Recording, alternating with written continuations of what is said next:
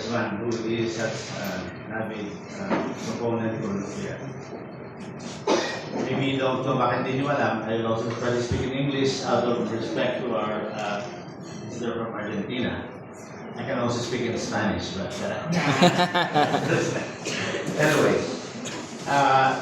Congressman Cojuangco is the only foreigner who has been granted an award by the American Nuclear Society. Alam niyo ba yun? So, that's a very, very high honor because the American Nuclear Society is an organization, not government form.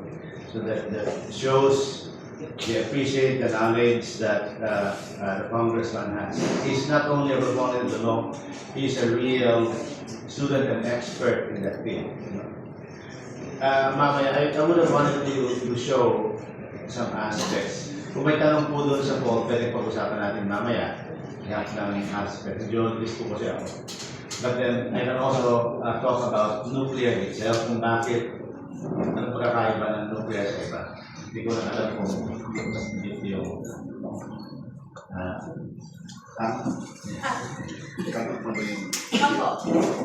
anyway, one important thing po, dalawang konsepto lang dapat natin maintindihan sa nuclear, no? The first concept is called energy density. Kasi po, nuclear as compared to all other sources, ano bang other source of energy natin? Coal, gas, solar. Coal has nuclear has 4 million times energy than all the rest. 4 million times. So isipin nyo, kung nag-drive kayo ng kotse mo, ang gasolina ay, yung high octane.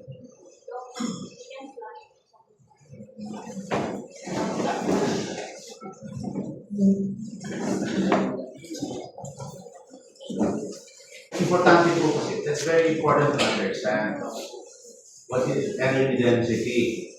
Because if you're running gasoline, anong gusto nyo? Mas mataas, di ba? Pero mas mahal siya. But it's only about 97% versus 94%. Alam na ng difference. Ito, 4 million times. And why is that? It's because of the famous Einstein equation, E equals mc squared. Anyway, kasi ang energy na nagaling is coming from the nucleus of the atom instead of the electrons. When you burn coal, when you burn gas, you're only dealing with the electrons, oxidation. When you go to the nucleus, it's 4 million times. So, anyway, so that's one. Second, nuclear is available 93% of the time. Yung tinatawag ng capacity factor availability. Solar is available how much percent? In the world, about 30%. Philippines, 20%. Can you have solar in this kind of weather now? No. Cannot. The past days. So if we rely on solar, we will not have electricity for the past few days because of the typhoon.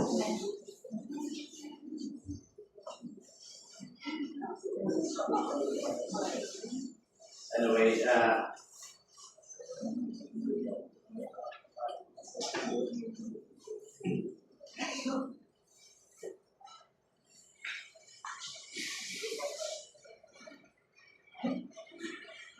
ito para sa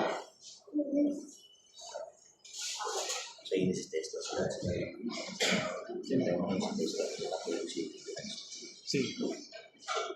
Sige. Marami ka lang pagbilan yung IPS.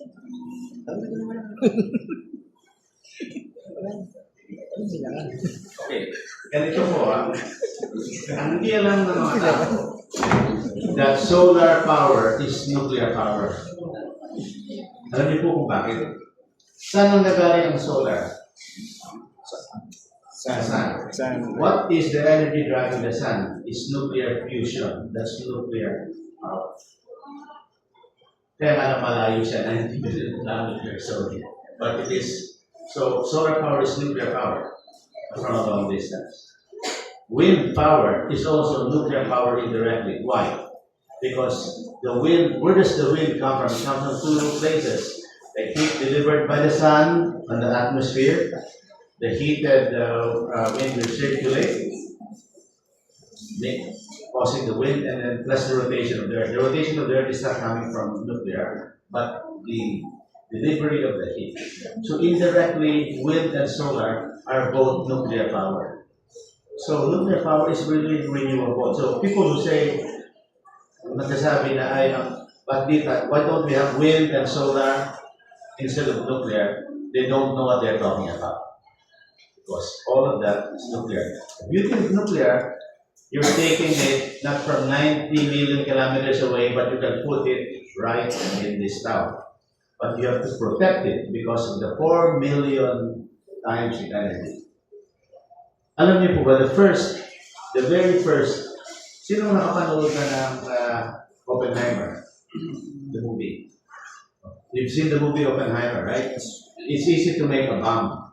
But to be able to get that energy and make it useful is the real challenge. And the guy who did that is an admiral, Admiral Hyman Rickover. He used the nuclear energy to power submarines. The problem with submarines, they're powered by diesel and batteries. When the diesel runs out, you have to go to the surface. Pwede silang tirahin doon na surface. So sabi ni Rickover, why don't you make an engine using nuclear power? But he had no model before that. So ang galing talaga ni Hyman Rickover, he was able to capture the energy, put it into an engine, exactly the first small modular reactor, and then protect the sailors that are inside. Imagine, you're in a ship, you cannot escape. Nandiyan sa tabi mo yung nuclear power plant. And the nuclear power plant in the submarine allows it to remain under the ocean for years. Surface anymore. Don't surface anymore, but they have naubos na yung pagkain nila, nabuang na lang kasi they needed to nandun pa rin yung power. Pabago-bago. The first nuclear power plant in the world was in submarines. The nuclear plants on the surface were based on the design of nuclear submarines. How many nuclear submarines are there in the world? America has about 210. Russia has a similar number, 250. The Russian submarines have 2 reactors. So 400 plus 200 plus sabihin natin China, 700 reactors under the ocean. How many reactors now are in the surface of the Earth? 417. America has 94 reactors. Average age 60 years. Mas matanda pa doon sa Bataan Nuclear Plant. So, 700 plus 400, more than 1,000 nuclear reactors are around Earth now. Supplying 10% of the world's energy, 10%. But because of climate change, by the way, nuclear reactors have no emissions. Walang binubugay yan. Punta ka sa nuclear plant. Kung may binubugay yung nuclear reactors, patayin mo nandun sa submarine. So, let's think about that. So when you explain to your children, to your neighbors, to your friends, what nuclear is, a concentrated power made safe by almost 67 years experience. Why will you not use that power? Now, ang gusto nila, paliitin. These are called the small modular reactors. But the first reactor is small modular but high uranium content. Yun po yung submarine. In a nuclear plant, civilian, the uranium content is from 3 to 5%. In a submarine, maybe about 90%. Top secret, okay. But then that's it. So, but that's important for you to point it out. And then, because of the energy density, alright, so parang lecture. One problem, ito yun lang ako kasi patapos na yung mga tanong tayo, but maybe you don't get this kind of lectures anymore. One of the problems that we have in nuclear is this. Pag sinabi mong nuclear, anong nasa isip? Bomb. Diba? Bomb. Because of many movies. Look at these movies. All of these movies have nuclear, ang kontrabida mga nuclear. How can you fight against Tom Cruise? Diba? So I was just saying before, maybe we should get Manny Pacquiao, you know, Manny Pacquiao for nuclear. Kaya mapapagod si Manny. Anyway, so that's not the issue. Okay, ito na lang, ano? A large amount of energy. So, that's it. Nuclear 4 million times. So which means that one small pellet contains is equal to 1 ton. Ito na lang ang pag-usapan natin. Ha? Ibig sabihin, kung may waste ka, napakaliit. So, energy density. Then second one, ito importante, capacity factor. Nuclear is 92% available. Pag bagyo lahat, umaandar pa rin nuclear mo. Ang solar power nandito 30%, sa Pilipinas 20% lang yan. Ang mahal kong kuryente, the expensive power, is what you replace your solar power. Murang, libre ang solar, pero pag wala si solar sa gabi, yung kapalit niya ay mahal. Yan ay diesel, yan ay iba. Mahal po siya. Yan po, tingnan niyo yung capacity factor ng taas na sa nuclear, ang solar na napakababa sa bagyo lang. Ang problema pa natin, ilang bagyo ang pumunta sa Pilipinas every year? Tama. 20 plus. So, ibig sabihin, bawat bagyo, wala tayong kuryente. So, yun po. Ayan, sinabi ko na yung 400 tapos ito. Very simple lang, ha? Kasi na lang, may bibili ito. Kaya ko sa kay front of these two experts. Pablo is a real nuclear expert. He was also a regulator in the UAE, and of course, Congressman Coapo knows more than me in terms of nuclear, a lot more than me. And then, so with your indulgence, pahintayin na lang marami. Pero ito kasi importante. Paano ba yung ito? Ganyan, napakasimple po ng nuclear power plant. Nandun yung fission sa control pressure vessel mo.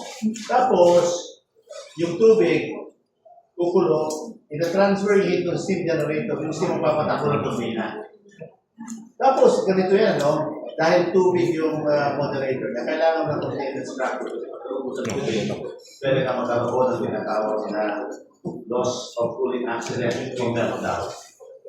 Ang konkreto, sinasabi ni Kong kanina, bago mo nagawa ng nuclear plant, ilang billion ang gagastusin mo ng konkreto. Containment structure is very expensive, up to 60% of the cost of the nuclear plant. Ganyan na po yan. So, anyway, so, ano ba na to? Ayan, ito, importante po ito. Si Naramco, nagpatayo ng 3,500 megawatts na solar. Nandiyan lang sa tabi ninyo, sa Baisiya. 3,500 megawatts na solar plant. Nakatayo sa 3,500 hectares because 1 hectare is needed to produce 1 megawatt. Saan kukunin yung lupa pa magsusolar ka? Paano yung mga tanim nyo? Pwede mo may tumubo sa ilalim ng solar plant? Ayun, i-multiply mo yung 3,500 hectares ng capacity factor na 20%. Yung mga 800 lang yan. So, kailangan nila ng baterya ang napakalaki. Ang mahal, ang baterya ba ay mura o mahal? Mahal. Napakamahal. Magkano ang baterya ng kotse nyo? 10,000? 6,000? Ganun, di ba? Pang-start lang yan. May electric vehicles dito. Ang problema, okay maganda electric vehicles. Ang issue lang yan, ang pag-charge. Mahal po yan. Sinasabi ko po ito, tingnan nyo ito ha, ganyang kadami. Yung Bataan Nuclear Plant, kung i-rehab na 60 billion, ang cost po ng solar 200 billion.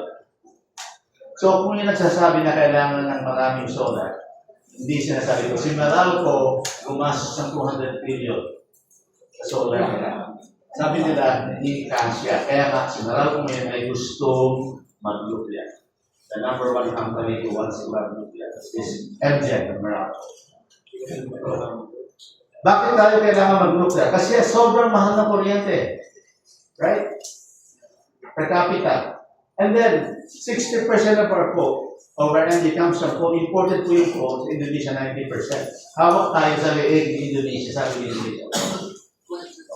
Indonesia, ayaw na namin magbenta ng coal sa inyo, patay tayo. Right? And then, Malampaya gas, paubos na. We're depleting, and then, hindi tayo makapag-drill kasi tiniglanin na ng mga insect. ate hanggang ano sabi niyo, di ba? Kung totoo ang sinasabi ng hindi, mag-swimming kayo sa Labrador, 10 meters nasa China ka na. Yung kanilang 10 dash line. Tapos back up. Sobra talagang mahal ng ating kuryente. Ito nga sinasabi ni Juan kanina. Ang median Filipino family, merong gumagastos ka ng 2,000, 3,000 kuryente. Kung inuwi mo ka ng 30,000, 10% of your take-home pay is being spent on electricity. If you use this metric, it's very expensive. Sa US po, less than 1%. Tanungin niyo yung mga relatives yung nasa abroad. Kung ilang porsyento na kanilang inuwing pera nagagastos sa kuryente. Sobrang parusa po yung mahal na kuryente. Ayan, tingnan nyo. Kaya nga pag dumating ng electric bill, naglulumo yung mga tao. Tama ba ito? Hindi. Did I say? And then, here is, ito ngayon ang plano. Ako'y matanda na. Mark, he looks much younger than me, but slightly older. Here is the problem. Titignan ko lang, ano? This is the plan. Yan po si Secretary Garin. This is the plan of energy consumption for the Philippines. 2022. Karamihan ko, natural gas. Walang nuclear. Walang nuclear. Pag 2040, meron pa rin coal. Mag-i-import pa rin tayo ng coal. Tapos magsisimula na raw ng nuclear. Pero ang nakakatakot po dito, tingnan niyo po yung wind. 144. That is offshore wind. Ipa-plaster yan dyan sa dagat. Ito ba yung nakakatakot o hindi? 144. There was offshore wind. Anong problema dito? May bagyo. Tapos, isa pa, 88. Sobrang laki nitong dalawang ito doon sa nuclear. Tama kasi kung gusto niya magkaroon ng maraming nuclear. Tinitipid po ng DOE yung gusto nila sa nuclear. Bakit? Kasi ang nagkukontrol ng kuryente natin ay sino? Mga oligarch. Mga appointees. Saan nanggagaling ang energy secretary natin? Dati, Lutilla, galing yan sa appointees. Si Garin, galing sa Miguel. May-ari ng mga coal plants. Kaya, iipitin nila yung nuclear kasi pinoprotektahan yung kanilang mga principal. Walang pakialam kung nagdudusa ang mga tao sa mga kuryente. Basta lang, paproteksyonan yung interes ng kanilang mga principal. Tama ba hindi? Yan. Kung magsalita ka ng ako, tanggalin ako sa trabaho, okay lang paritaya na rin po ako. Pero nakakainis. Kaya kung bayaran yung kuryente ko, pero yung mga nila yung tao. Diba? Eh si Kong Mark, mayaman yan, pero at least he's concerned about it. This is the biggest problem really. Yan po talaga. Ngayon, okay, itong small modular reactor, pinaliliit lang yung reactor niya. Gagawin niyang malaki, gagawin lang sa maliit. Yung ikapagkakasya doon. Tapos pwede mo siyang ikarga, ay sandali lang, ito pala. Can the Philippines handle nuclear? This is, I invite you if you have time to visit us. This is our small research reactor at PNRI. This is the world's first subcritical reactor based on green fuel. Invented, designed, and built by Philippine scientists. And the designer is a woman, this lady. Okay? Si Alvin. Okay, so when people say, can we handle nuclear? Yes, we have this. It's the only running nuclear facility in the country right now. It's not for power, but for experiments. Okay, yan po, this is the reactor. Kaya natin yan. Please visit us so you can see this reactor. Okay? Yeah. So itong SMR na pinagmamalaki nila, why did I like it? Kasi pwede daw ikalka yan.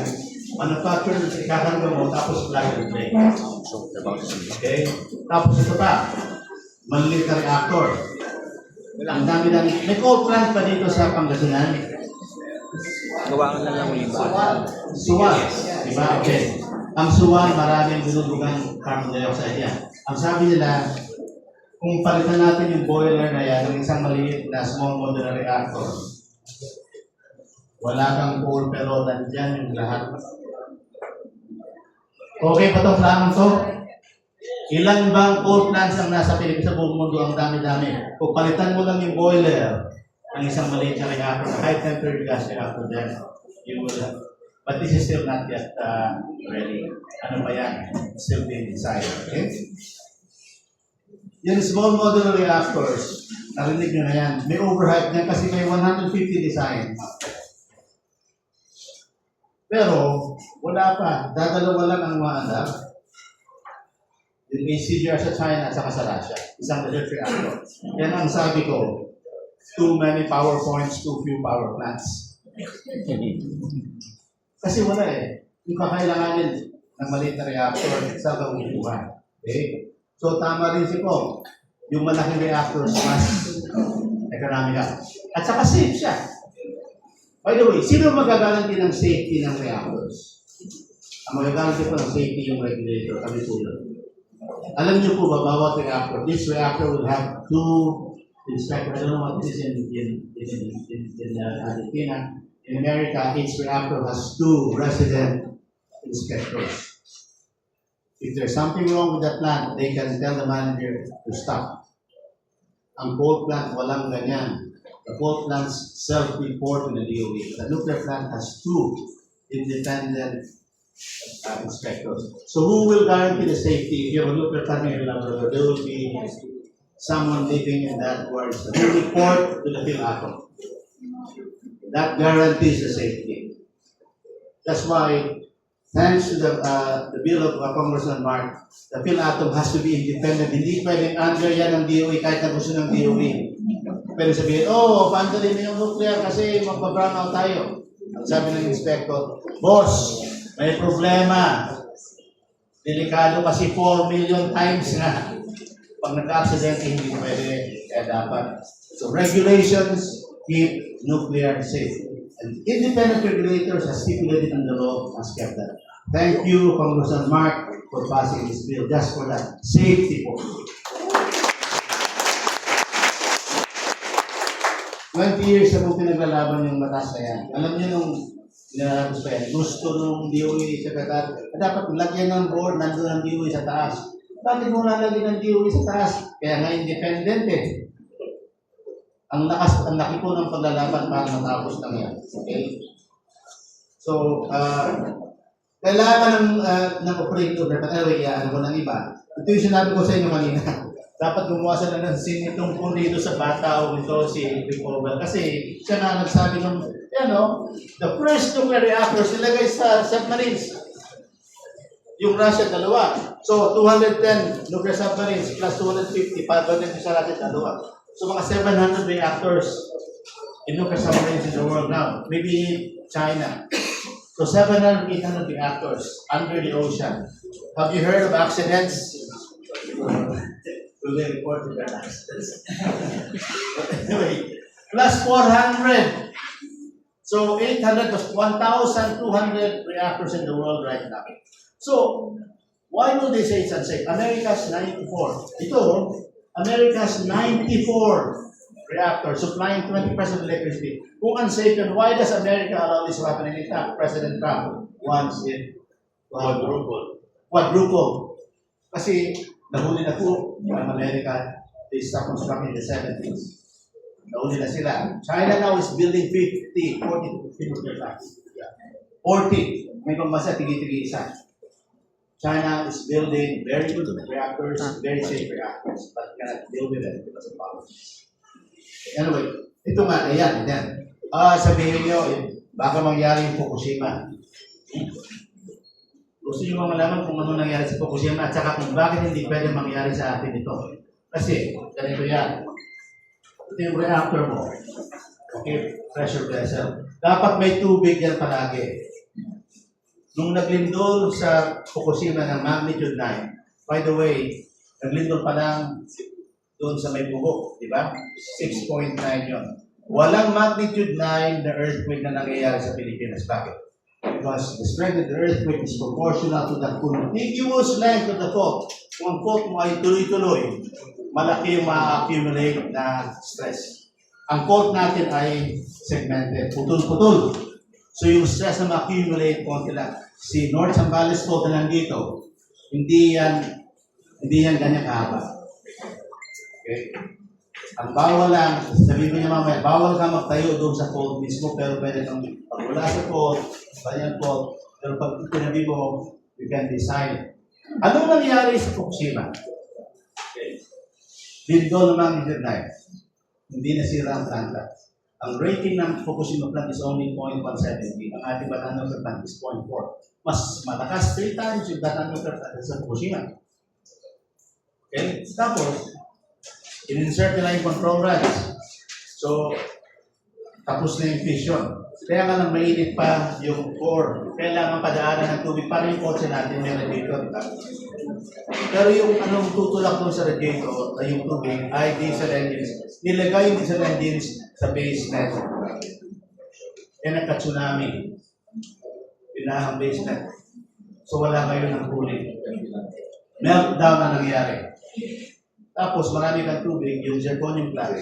Yung, alam niyo po yung sa chemistry natin, electrolysis, water, breaks down into oxygen and hydrogen. Ganyan nangyari dito, napuno ng hydrogen yung planta. Hydrogen isang pinakon. So ang nangyari sa Fukushima is a hydrogen explosion, not a nuclear explosion. Bakit hindi mangyayari sa Pilipinas yan? Number one, Bataan nuclear plant elevation is 18 meters, yung tsunami 15 meters. At saka ngayon, igagaranti mo na hindi talaga mababaha yung diesel engines mo. Lahat ng nuclear sa buong mundo, ginagawa mo yun. So, protected tayo sa tsunami. Kaya nasabi ni Kong kanina, hindi pwede maglagay pag malapit sa Dalampasigan. Pero pag nasa taas, dito, pwede. Okay? So, kaya sabi niya, ang isang pwede mong gawin, instead na gagawa ka ng building, ay palutin mo yung fuel nitong mga material na ito para hindi siya matutunaw na ito yung tawag na trisol reactor. Pag gumana ito, walang meltdown. So, kailangan marami ka na nito. Problema po na. Pero, skip mo na lang po yan. Sa China, meron ng ganyan. Japan, meron. Tapos, ito, tingnan nyo ito ha. Pag gagawa ka ng search ngayon sa Google search, ganito yung kailangan mong i-entry. Pero pag gagawa ka ng AI Google search 10 times, gusto nyo ba ng mga chat GPT? Ha? Yung mga anak ninyo, nag-TikTok, ang laki ng consumption yan. So, kailangan talaga ng kuryente. Alam niyo, may nagsabi na yung Bataan nuclear plant, gawin daw na siyang data center. What a stupid idea. Kailangan ng energy ng data center. Ba't di mo buhayin yung nuclear plant to supply water? Water to supply the energy. Yan po yung problema dyan. Tapos, anyway, pakita ko na sa inyo, no? Kasi yung America is now desperate to fast-track the nuclear reactors. You know, this is only last a month and a half ago. Yung new research reactor, sabi ni President Trump, bilisan yan. Okay? Bilisan yan kasi kailangan na natin. And then one of them is this company, Ballard, that yung research agreement. I'll just skip this. Ito yung isang company na gusto gumawa ng price of reactor sa atin. Okay? Research reactor, hindi makikitaan. Anyway, skip ko yan, pero tapos, tinapos nila yung fuel niya, ganyan, no? Parang munggo na kabalot. Munggo size. Tapos, hindi yan, anong tawag yan? Hindi yan mag-meltdown. Okay? Tingnan nyo lang. Ito yung ginawa niya ng reactor in 10 months.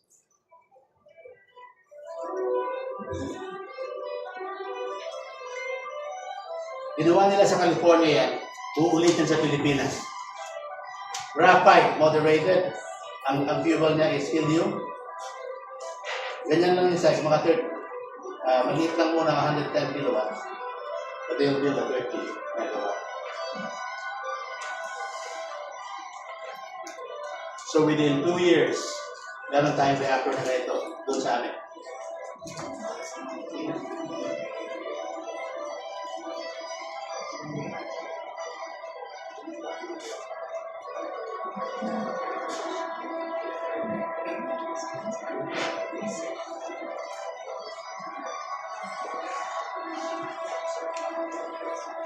Kaya bang gawin ko sa Pilipinas? Yes. Mahirap lang yung machine na kayo, diba? Pero kaya-kayang gawin.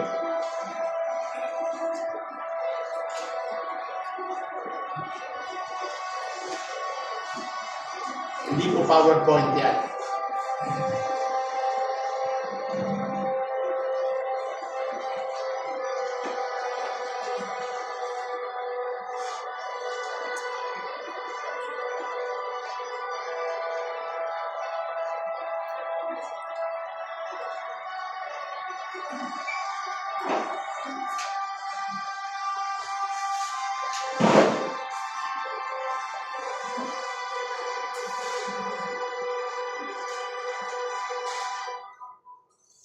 Tapos na yung reactor, 25% yan kasi masyadong mahal yung pag-listen sa US. Anyway. So,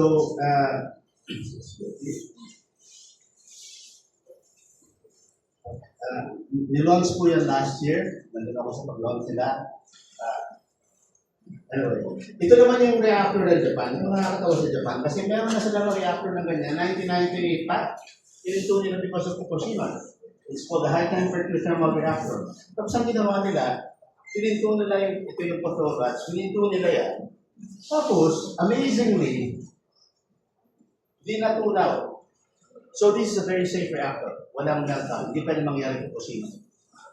So, kung gagawa ka ng ako lang, pabibili ako ng reactor maliit, gusto ko tumato kasi walang meltdown. Pero safe din po yung malaki. At saka mas economical yung malaki. So, wala tayong problema. So, i-skip ko na itong marami ito. Tapos, gusto ko na magsalita. Ayun pa. Ito, nakita ko lang ito ng isang araw, no? Yung mga gusto ng solar at saka ng ito, these are the number of hurricane landfalls in the whole world. Anong pinakamarami? Philippines. Bakit na tayo magaling eh? Mga flood control at saka mga saka typhoons. Imagine 24, and you're going to be putting solar power and then with the solar plants.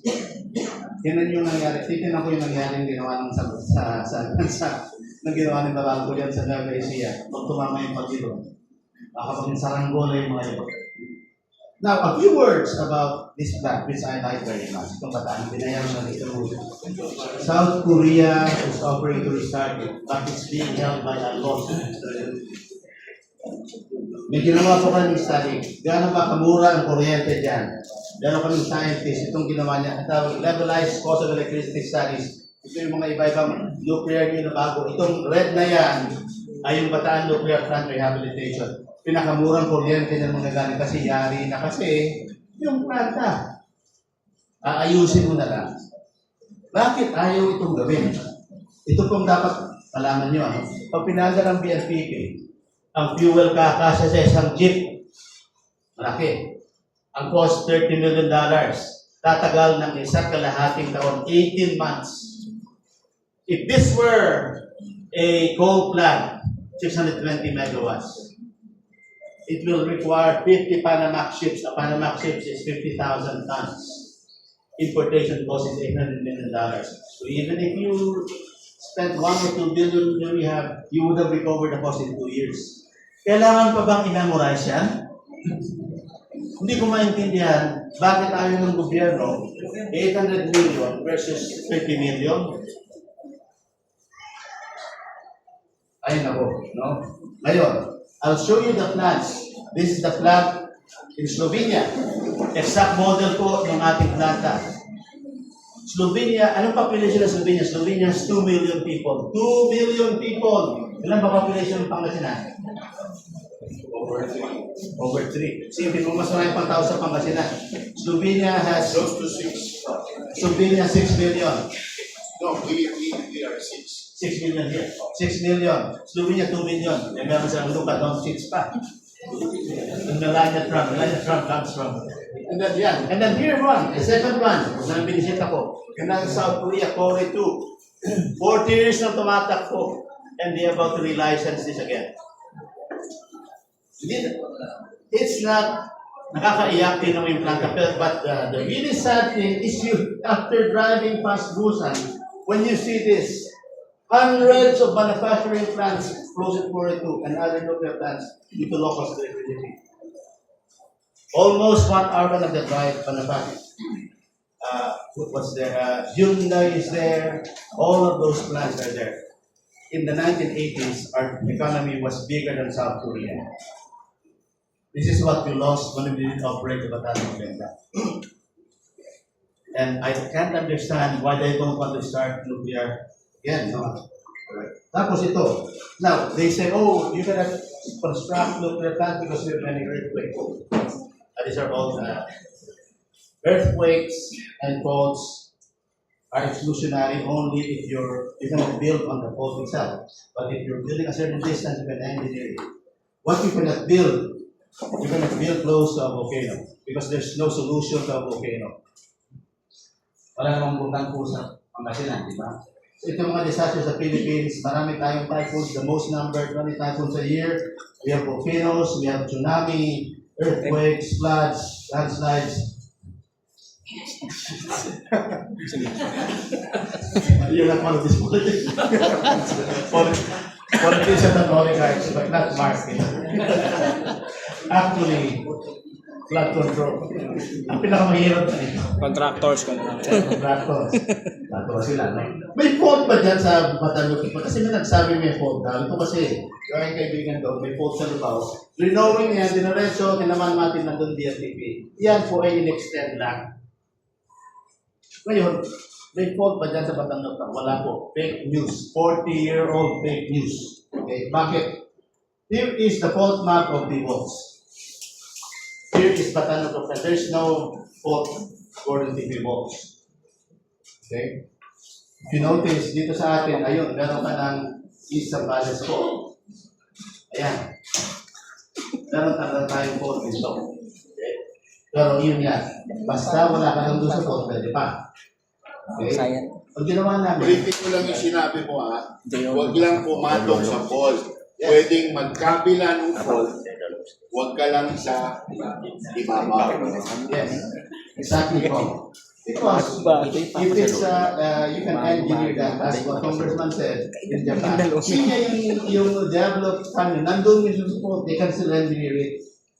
So, huwag kayong matakot na magtayo dito kahit na may fault. Kasi, aalamin namin kung nasaan yung fault. At saka, Iwasan. yung gagawin yung planta nito. In fact, ito ang ginawa ko po yan, pinaligiran ko po yung planta, meron pa doon sa safety side of the radon line. Yung radon, importante kasi yan. If there's a fault, the radon gas, sisinaw siya, madidetect siya. The only thing I'll show is this. Sorry. Itong radon gas. Meron kaming active fault na nakita dyan, malapit sa Ortigas. Ang tawag sa fault na yan, actually, West Marikina ba? Ako nagpangalan sa fault na yan noong 1987. Pinalitan yung pangalan kasi nagreklamo si Mayor Bayani Fernando. Bakit Marikina ang nasa pangalan? Hindi lang naman kami ang tinatawagan. Ang sabi ko, Marikina Valley. Hindi naman Marikina eh.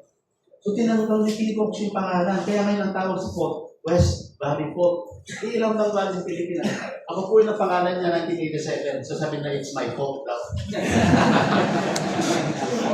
Sinandal ko sa akin. Tapos ganito.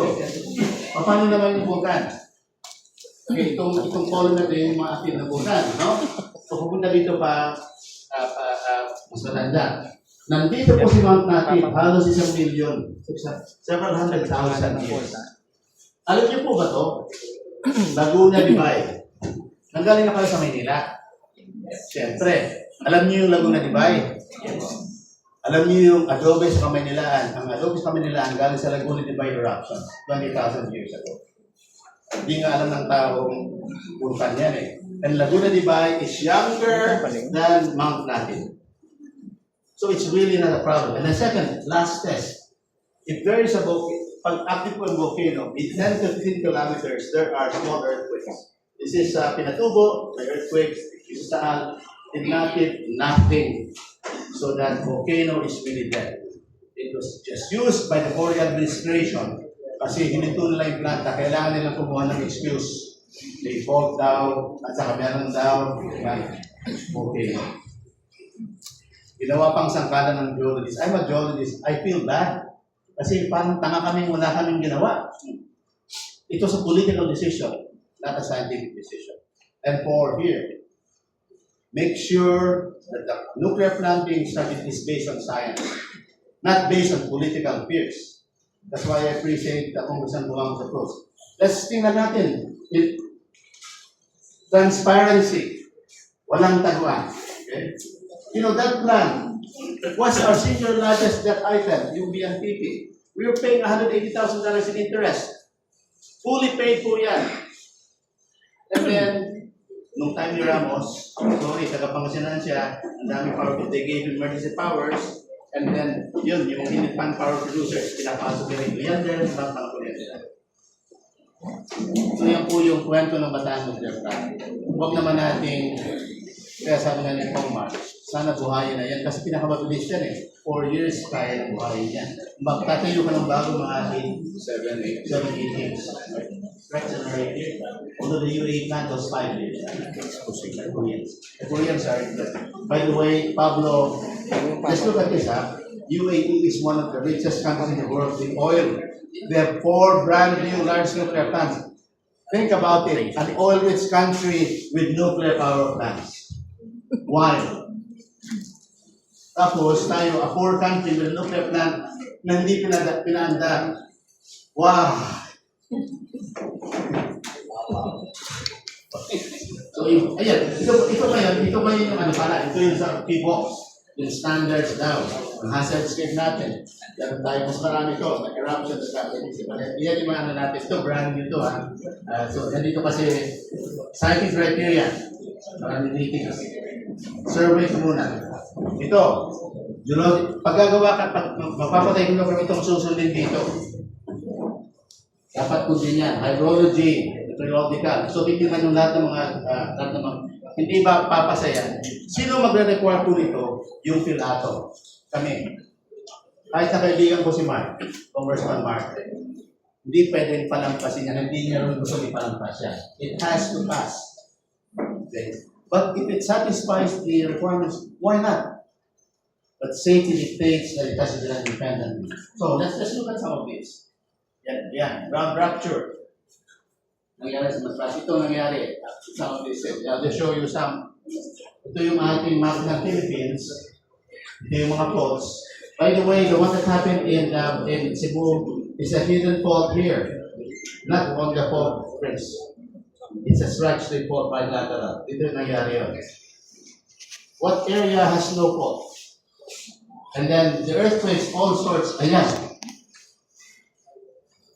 So if you use this, people will say, oh my God, you're going to construct nuclear plant in the Philippines. This is all the centers, so it will be a very small earthquakes. So it was scary. But here, you cannot put the nuclear plant in the fault because if this moves, that building is like that. Mahahati siya. Hindi pwede. So, pero, if you put it some distance, no problem. Okay? For example, you can also do trenching to see kung may fault ka, how long has the fault moved. Okay? So we can do that here. It hasn't been done yet to see just how, when did it move. So what you want to do, here's the fault. This one, no. The formation zone, 5 meters, but then the rest you can put the fault. You can put the fault? No, you can put, sorry, all of that. You can put the nuclear plant.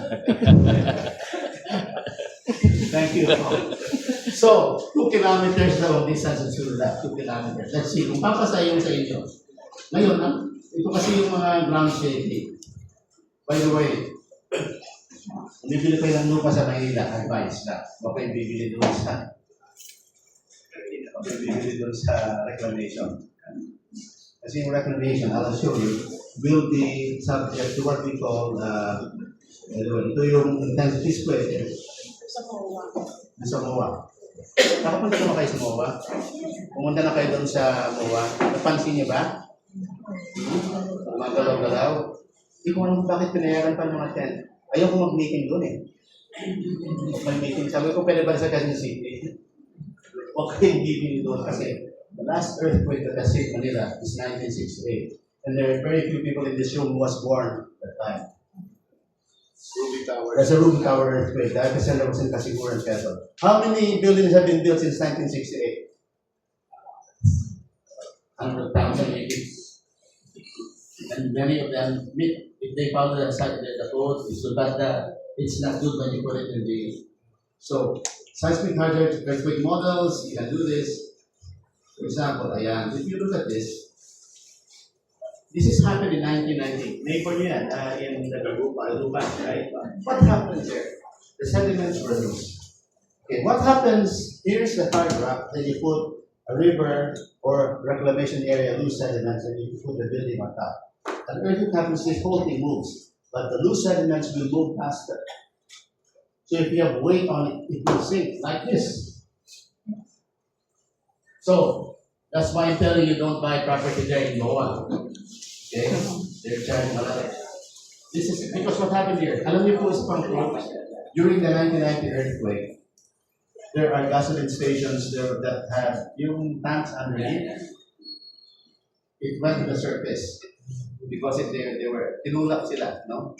So, yung ang tawag din po ay liquefaction. Ito yung liquefaction map. Tapos, so 12 meters siya. Okay. Then ito, tsunami. This is more than the tsunami from the west.